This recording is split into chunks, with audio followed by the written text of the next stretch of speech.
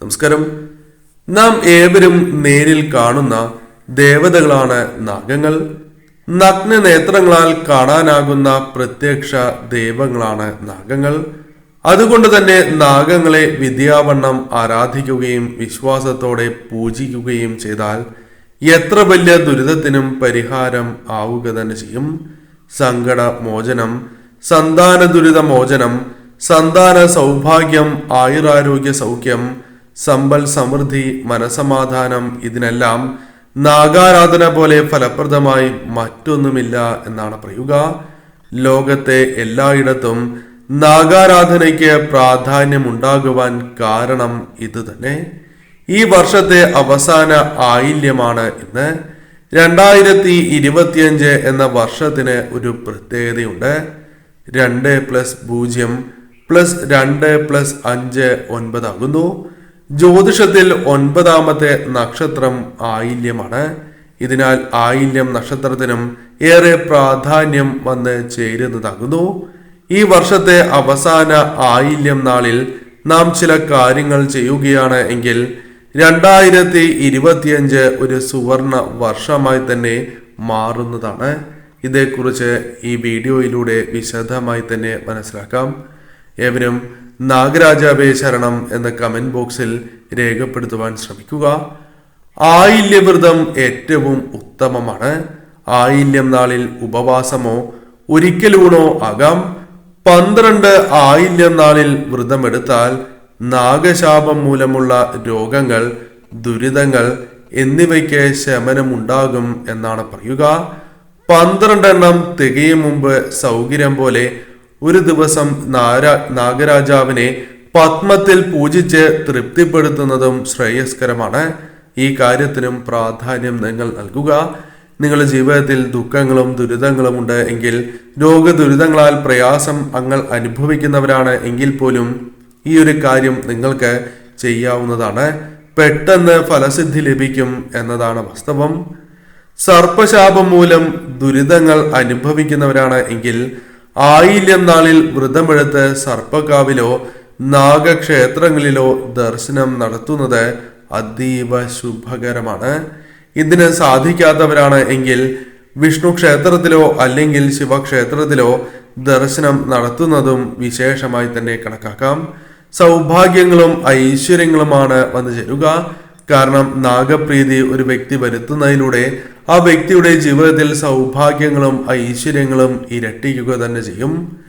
പാലഭിഷേകം ചെയ്യുന്നതും മഞ്ഞൾപ്പൊടിയും പാലും പഴവും കരിക്കും സമർപ്പിക്കുന്നതും സർപ്പങ്ങളുമായി ബന്ധപ്പെട്ട ദോഷകരമായ ഫലങ്ങൾ അഥവാ സർപ്പശാപം മാറുവാൻ ഏറ്റവും ഉത്തമമാകുന്നു.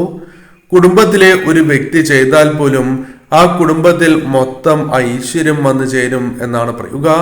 നാം താമസിക്കുന്ന ഭൂമിക്ക് നാഗങ്ങളുടെ അനുഗ്രഹം വന്നു ചേരുകയും ആ വീടിന് സമ്പൽ സമൃദ്ധിയും ഉയർച്ചയും കൈവരിക്കുവാൻ സാധിക്കുന്നതുമാണ്. സൗഭാഗ്യങ്ങളും ഐശ്വര്യങ്ങളും അവരെ തേടിയെത്തും എന്ന് തന്നെ പരാമർശിക്കാം. അത്തരത്തിൽ കാര്യങ്ങൾ നിങ്ങൾക്ക് കൂടുതൽ അനുകൂലമായി തീരുക തന്നെ ചെയ്യും. വീടുകളുമായി ബന്ധപ്പെട്ട് പരാമർശിക്കുമ്പോൾ ഈ കാര്യങ്ങൾക്ക് അല്പം പ്രാധാന്യം നൽകേണ്ടതായിട്ടുണ്ട്. വീടും പരിസരവും വൃത്തിയാക്കിയതിനു ശേഷം ഇന്നേ ദിവസം പ്രത്യേകിച്ചും മഞ്ഞൾ ജലം ഇനി പറയുന്ന സ്ഥലങ്ങളിൽ വൈകുന്നേരം നിങ്ങൾ തളിക്കുകയാണ് എങ്കിൽ, അല്ലെങ്കിൽ രാവിലെ തളിക്കുകയാണ് എങ്കിലും ശുഭകരമാണ്. 2 നേരമാണ് എങ്കിലും തളിക്കാവുന്നതുമാണ്. ആദ്യത്തേതായ ഭാഗം ഗേറ്റിന്റെ ഇരുവശത്തുമാണ് ഏറ്റവും വിശേഷമാകുന്നു. പ്രധാന വാതിലിന്റെ ഇരുവശത്തും പിൻവശത്തെ വാതിലിലും അടുക്കളയിലും വീടിന്റെ 4 മൂലയിലും ഇപ്രകാരം നിങ്ങൾ മഞ്ഞൾ വെള്ളം തളിക്കുക.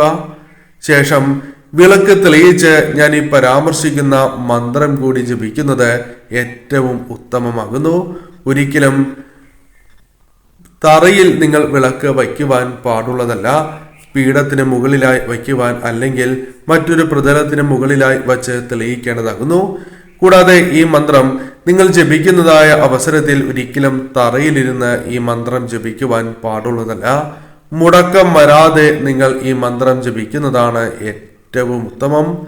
ശുഭവസ്ത്രം അണിഞ്ഞുകൊണ്ട് തന്നെ ഈ മന്ത്രം നിങ്ങൾക്ക് ജപിക്കുവാൻ പാടൂ. ഒരിക്കലും കീറിയതോ മുഷിഞ്ഞതോ ആയ വസ്ത്രങ്ങൾ നിങ്ങൾ ധരിക്കുവാൻ പാടുള്ളതല്ല. ഇപ്രകാരം ധരിച്ചുകൊണ്ട് ഈ മന്ത്രജപം നടത്തുകയാണ് എങ്കിൽ അത് തിരിച്ചടികൾക്ക് കാരണമായി തീരും. കൂടാതെ ഇന്നേ ദിവസം എണ്ണ തേച്ച് കുളിക്കുന്നതും ഉത്തമമാകുന്നു. ആ കാര്യത്തിനും നിങ്ങൾ പ്രാധാന്യം നൽകേണ്ടതായിട്ടുണ്ട്. മന്ത്രം ഇപ്രകാരമാണ്. നാഗരാജ പ്രീതിക്ക് ജപിക്കേണ്ടതായ നാഗരാജ മന്ത്രമാണ്. ഓം നമ കാമരൂപിണേ നാഗരാജായ മഹാബലായ സ്വാഹ എന്നാണ് മന്ത്രം. ഓം നമ കാമരൂപിണേ നാഗരാജായ മഹാബലായ സ്വാഹ എന്നാണ് മന്ത്രം. ഈ മന്ത്രം നിങ്ങൾ ജപിക്കുന്നത് അത്രമേൽ സർവ്വ ഐശ്വര്യങ്ങളും ഉയർച്ചയും നിങ്ങളുടെ ജീവിതത്തിലേക്ക് നാഗരാജാവിന്റെ അനുഗ്രഹത്താൽ വന്നു ചേരുന്നതിന് സഹായകരം തന്നെയാകുന്നു. എന്നാൽ നിങ്ങളുടെ ജീവിതത്തിൽ ശാപങ്ങളുണ്ട് എങ്കിൽ ശാപദോഷ ശാന്തിക്കായി ജപിക്കേണ്ടതായ മന്ത്രവുമുണ്ട്.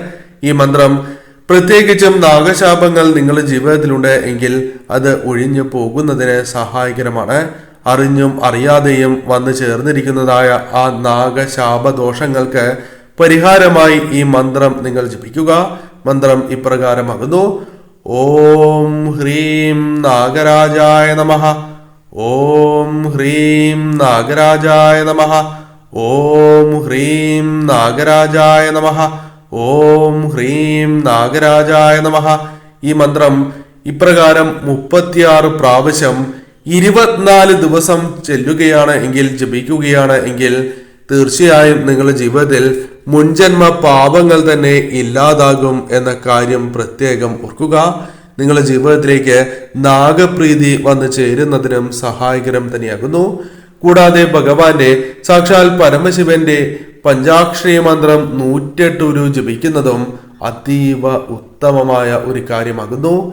ഇന്നേ ദിവസം മുതൽ ഈ മന്ത്രങ്ങൾ ജപിച്ചു തുടങ്ങുന്നതും അതീവ ശുഭകരമാണ്.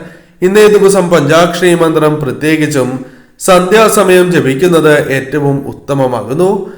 സാധിക്കുന്നവരാണ് എങ്കിൽ പകൽ സമയങ്ങളിലാണ് എങ്കിലും ജപിക്കാം. ക്ഷേത്രത്തിൽ ദർശനം നടത്തുന്നതായ സാഹചര്യത്തിലും ക്ഷേത്രത്തിൽ നിന്ന് ഈ മന്ത്രജപം 108 നടത്തുന്നത് അതീവ ശുഭകരമാണ്. ഇപ്രകാരം ചെയ്യുന്നതിലൂടെ ഈ മന്ത്രങ്ങൾ തീർച്ചയായും നിങ്ങൾ ജപിക്കുന്നതിലൂടെ നാഗപ്രീതി വന്നു ചേരുവാൻ സഹായകരമാകുന്നു. സാക്ഷാൽ പരമശിവന്റെ കടാക്ഷം കൂടി നിങ്ങളുടെ ജീവിതത്തിലേക്ക് വന്നു ചേരും എന്ന കാര്യവും പ്രത്യേകം ഓർക്കണം. കൂടാതെ ഇന്നേ ദിവസം ചില പുഷ്പങ്ങൾ വിളക്ക് തെളിയിക്കുമ്പോൾ സമർപ്പിച്ച് പ്രാർത്ഥിക്കുന്നത് അതീവ ശുഭകരമാണ്. അതിൽ ആദ്യത്തേതായ പുഷ്പം മഞ്ഞ പുഷ്പമാകുന്നു. രണ്ടാമത്തെ പുഷ്പം വെള്ള ശംഖുപുഷ്പമാണ്. ഈ പുഷ്പങ്ങളിൽ ഏതെങ്കിലും ഒരു പുഷ്പം നിങ്ങൾക്ക് ഇന്നേ ദിവസം സമർപ്പിച്ച് പ്രാർത്ഥിക്കാവുന്നതാണ്. പ്രത്യേകിച്ചും നീല ശംഖുപുഷ്പമാണ് എങ്കിലും ഇന്നേ ദിവസം സമർപ്പിച്ച് പ്രാർത്ഥിക്കുന്നത് ശ്രേയസ്കരം തന്നെയാകുന്നു.